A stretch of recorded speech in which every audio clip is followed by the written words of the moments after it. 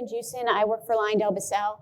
What I thought I'd do this morning is just walk through a little bit of our sustainability report, which was our 2030 future focus, and highlight some of the areas that are really meaningful to us. Before we get started, though, we have to have our cautionary statement from our legal guys. It says basically, whatever I say is forward-looking and doesn't necessarily mean that it's going to impact the finances of the company. So, okay. So who is Lyondellbasell? A lot of people actually don't know who we are. We're actually a very large plastics and petrochemical company. We make olefins and polyolefins, so polyethylene and polypropylene. We also recently moved into the compounding area. Compounding is important because it allows us the ability to make lightweight materials, for example, for automotive, so for electric vehicles. It actually gets us one step closer to the customer. We operate in 21 different countries today for manufacturing. We sell in over 100 countries, and we have about 19,000 employees that work for us today. So when we think about sustainability, I always think about innovation, and if you think about how Lyondellbasell was formed, we're actually a company of innovation. All the way back to the 1950s when we think about Ziegler-Natta catalysts for polyethylene and polypropylene. As we move through time and we make propylene oxide through a co-product technology, and propylene oxide is used actually to make polyurethanes, so foams, for shoes, for sofas. I mean, it's got a broad application base. Going forward even more, we think about catalyst development for making better polyethylene or polypropylene catalysts out in the market. And then we get to the end where we start talking about circularity. So we've invested with Suez. We have a joint venture with them in the EU where we are looking at mechanically recycled polymers.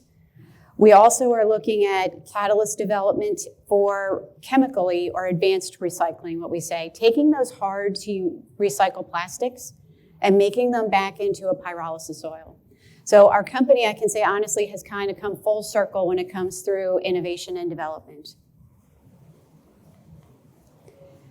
So our approach to sustainability, what I'm going to highlight on the next couple of slides are really three key focus areas: plastic waste, climate change, and a thriving society. And underneath, you'll see there's 5 different buckets that we focus on, and it is actually truly embedded in our company today. We have a sustainability lead, but we have sustainability people within the business, within manufacturing, within procurement. I mean, we've really embraced and are moving forward in this direction. So let's talk a little bit about plastic waste. Plastic is a great material. It just needs to be utilized in the right applications in the right ways and recycled. So we've been very public in some of the things we've talked about doing. We want to have at least 2 million metric tons of plastic reused in some way, whether it's mechanically or chemically recycled and sold back into the marketplace. We're driving to close that loop for us and create products that customers will want to buy so that they can also create more sustainable products. A lot of what we do also starts at home. So when we look at our manufacturing sites, 0 pellet loss. We've actually done a lot within our sites to make sure that we're collecting everything that we have and we're not having anything go into gutters or any other locations. So a lot of it is embedded in our manufacturing processes. And then we also are working with others. So we talked a lot about that, I think, earlier today and yesterday, that really to make a substantial change, you cannot do it by yourself. You really have to partner with others or collaborate with others so that we can make more monumental changes. And so I want to go to the next slide and just talk a little bit about the Alliance to End Plastic Waste. Our CEO that just retired, Bob Patel, took a very bold move several years ago and said, you know what, plastics are a problem. And that's really a big move for somebody who is the CEO of a plastics company. He said, look, plastics are a great material, but we are not doing what we need to do to recycle and reuse.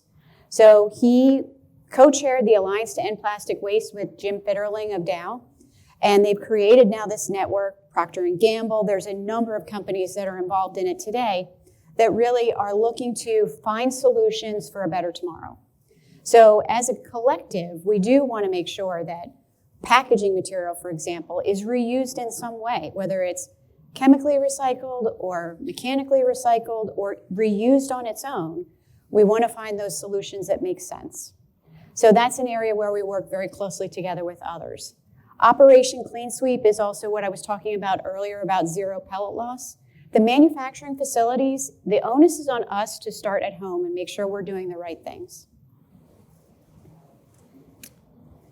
So when I talked about the 2 million metric tons by 2030, we actually started a brand called Circulin. So we have Circulin, Recover, Renew, and Revive. So it helps us to designate how we're recycling material and then how we can communicate that to the customer. So like I was saying earlier, we have a mechanically recycled company in Europe today called QCP. It's a JV with Suez. We're looking to expand that opportunity and do more there, obviously. And so doing something in the US would also be very important to us. So we are taking polymers and we're recycling it and putting it back in materials. The thing that I really like about this picture is one of our big things we did was we collaborated with Samsonite and we made a white suitcase. And so one would ask, why on earth would you want a white suitcase when you go to the airport? The importance of the white suitcase, though, was the fact that when you mechanically recycle polymer, it is very hard to make it a bright white. So we wanted to be able to show that we could make a product that could be reused in any application. So yes, you could have been one of those folks that got the white suitcase when we first rolled it out. Now, I don't know if you still want to use the white suitcase, but it was available. So, and then we have our advanced recycling, where we are doing chemical recycled plastic, and we'll talk about that in the next slide. And then finally, we talk about Circulin Renew. And I want to highlight this because just for the fact we are using bio-based products, and I do think that's important.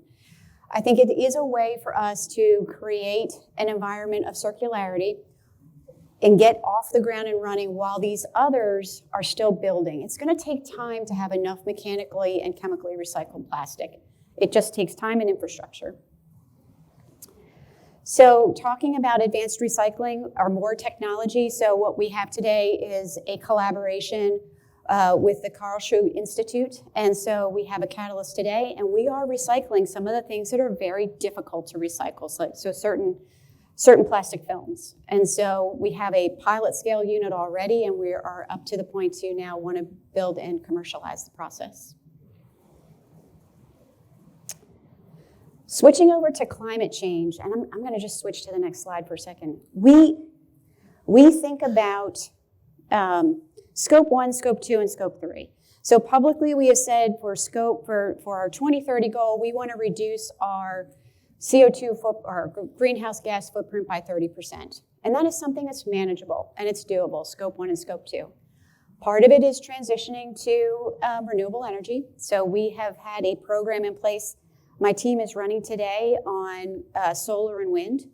So it's either through virtual power purchase agreements or putting on-site solar, but it's something that we have been really driving over the last couple of years. So at least we would like to publicly state that we at least wanted 50% of our electricity covered by renewables by 2030. Candidly, we're working faster than that because I think it's important. The next goal, really, which is what I would consider the bold goal, is net zero by 2050. And that's our Scope 1 and Scope 2 footprint. And it is a bold goal. And I think we talked about it this morning when Mike was talking. You have to have a bold goal or you're not going to make it there. You really have to reach for the stars. And that is something that we are really working hard to do today. And do we know exactly how we're going to get there? No. But we do know a few things. We're going to partner with others. We're going to work with digital. And I wanted to highlight this. The discussion on digital I thought was incredibly important. This is a huge data lift, and I don't think people really appreciate how big that data lift truly is. We're looking at site by site, trying to figure out how our assets run. We're trying to figure out how to be more efficient and effective. We're also looking at how projects lay on top of each other so we are getting the best advancement possible within these programs. So, we've already, as we go through some of our sites, we look at the easy things first, right?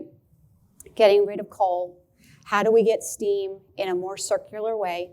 So part of it could be a stopgap moving to natural gas. Part of it is substituting, low pressure steam for high pressure steam. All of these things are data driven for us, which is why I think digital becomes something so key for us. We look at every site. We have a program at every site, and we're running 2 programs in parallel, right? We look at our 2030 goals and our 2050 goals together. Why do we do that? Because we don't want to make a decision for 2030 that could have impacted what we wanted to do for 2050. Okay. And finally, I want to talk a little bit about supporting a thriving society.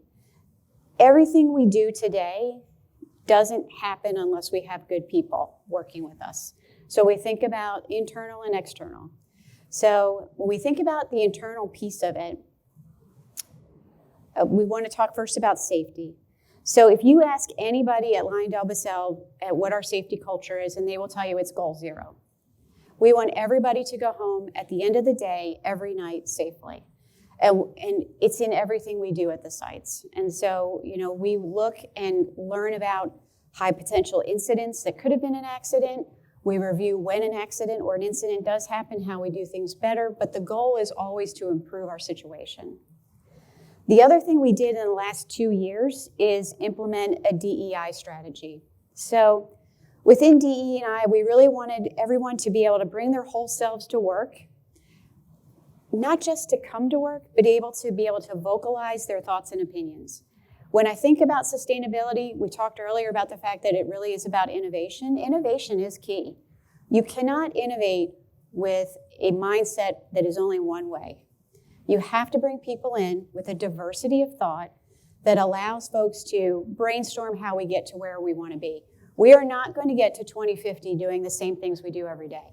So having someone come in and bring their ideas and their thought process about how we make change, I think is incredibly important. So I'm very thrilled about the DEI strategy because I am a chemist. I don't like to hire chemists. I like to hire other people other than chemists because I don't want you to think like me. I want you to think differentially and tell me your ideas because I do think that's incredibly important. Okay. And the last thing I want to talk about is sustainable procurement. So within sustainable procurement, so we've talked a lot about scope 1 and scope 2, right? Scope 1 is in the site. Scope 2 is our electricity and steam or third-party provider. Scope 3 is really all the raw materials we bring into the site today.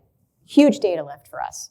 We probably have 27,000 SKUs of things we bring in today.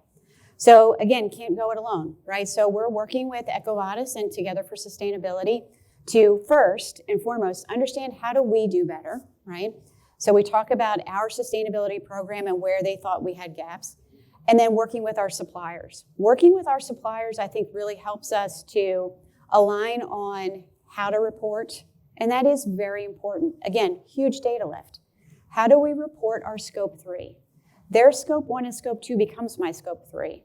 So how do we do this in a uniform manner so that we're credible and that we're solving the right problems? We also want to make sure people are following the same sustainability pathway that we want to.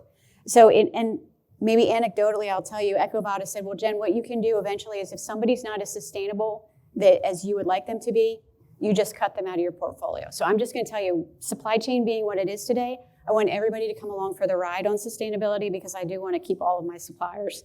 And so that's the idea for us, is this collaborative environment where we work with others and we bring our suppliers along for the ride with us and hope that they are going to want to be as sustainable as we are. EcoVadis partners with Together for Sustainability, and the things that they do is they help us audit some of the suppliers, and they also really help us give out, like, how do we get better together programs? These things are not that complicated, but if somebody can give you some guidelines, not telling you what to do, but some guidelines to help you get to a better place, and you can do it in a more rapid fashion, I think that's incredibly helpful. All right, so I want to say thank you. This is all of us from our Global Care Day. And I think hopefully today I gave you a little bit of a flavor of what we're doing at Lyondellbasell. Thank you.